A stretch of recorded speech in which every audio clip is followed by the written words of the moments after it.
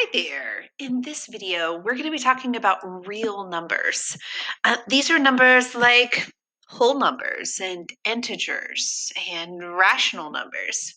Let's begin by working on a number line here. In this particular problem, we're asked to plot 6/10 and 1 2/5 on a number line. So I just have a generic number line here to work from, and I'm going to make this 0, and I'm going to make this 1 here. So you'll notice I have 5 sections between 0 and 1. So this is 1/5 and 2/5 and 3/5 and 4/5 and 1 whole, right? Then I have 1 and 1/5. Then I have 1 and 2/5 here, right at the end. So this would be 1 and 2/5. Now, we also have to consider that there are tenths, right? So every middle would be a tenth.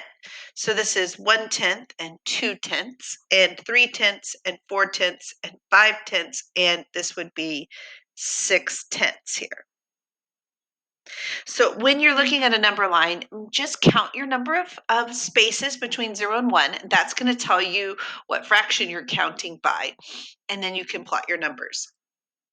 For number 2 here, we're going to plot some negatives and some positives. So I'm going to put 0 more towards the middle on this one.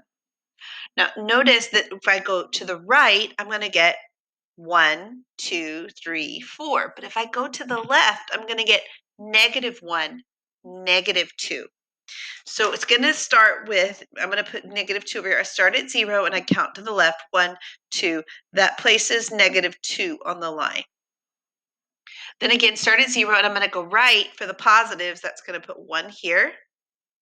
And it's going to put 1, 2, 3, 4 down here on the number line. So just a reminder, wherever 0 is, to the left is going to be negatives, to the right is going to be the positives. So when we look at which number is bigger, we've got to think of it in order of the number line. Remember, numbers that are further to the right are bigger. So 2 would be further over here, but -7 would be on the left. That means that 2 is bigger. -8 is going to be over here, and -5 is also, but -5 is going to be closer to 0. So -5 is actually bigger. Ooh, tricky signs here. So I've got -4, and we're trying to determine which one's bigger. These are absolute values. Now, absolute value symbols make the number positive. So we're really saying which one's bigger, -4 or +9? Of course, that would be +9. And lastly, we're going to circle integers. Now, integers are numbers that are no fractions and no decimals allowed. So that means no fractions would be, this one's out. I'm going to hold on to this guy because I want to talk about him in just a minute, and then no decimals. Okay. This guy here is a fraction, but I want you to recognize that -24 divided by 8 actually becomes -3.